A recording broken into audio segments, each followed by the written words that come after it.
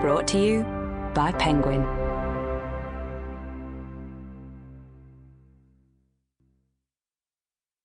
Who Killed My Father by Édouard Louis, read by Edouard Louis. For Xavier Dolan. If this were a text for the theater, here is how it would begin. A father and son stand a few feet apart in a vast empty space. That space could be a wheat field, an abandoned factory, the laminated floor of a school gym. Maybe it's snowing. Maybe the snow slowly buries them until they disappear. The father and son almost never look at one another. The son is the only one to speak. At first, he reads aloud from a sheet of paper or a screen. He addresses his father, but his father doesn't seem to hear. We don't know why not. Although they stand close together, neither can reach the other. Sometimes they touch.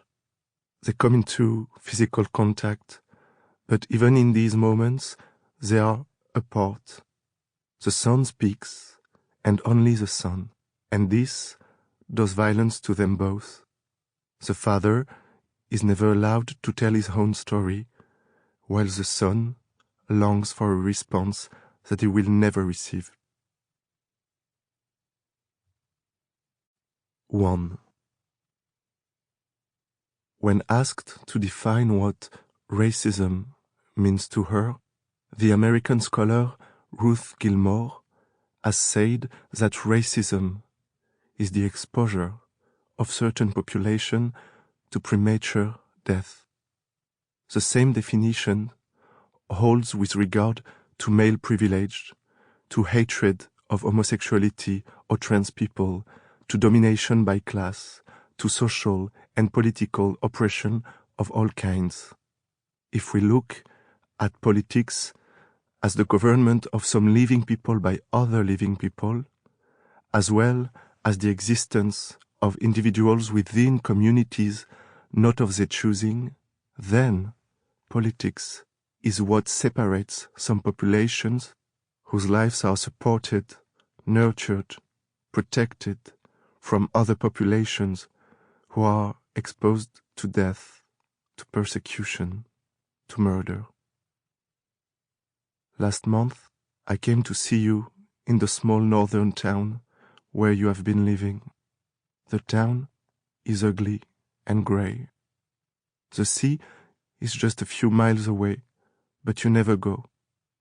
I hadn't seen you in a few months, a long time. At first, when you opened the door, I didn't recognize you. I looked at you. In your face, I read the signs of the years I'd been away. Later, the woman you live with explained that by now you can hardly walk. She also told me that when you sleep, you need a breathing machine, or else your heart will stop. It can't beat without assistance, without the help of a machine. It doesn't want to. When you got up to go to the bathroom, just walking the 30 feet there and back left you winded. I saw for myself you had to sit and catch your breath. You apologized. These apologies are a new thing to me. I have to get used to them. You told me that you suffer from an acute form of diabetes and from high cholesterol, that you could have a heart attack at any moment. As you were telling me all this, you ran out of breath. Your chest emptied of air as though it had sprung a leak. Even talking required too intense, too great an effort. I saw you struggling with your body, but I pretended not to notice. The week before, you had had Sample complete. Ready to continue?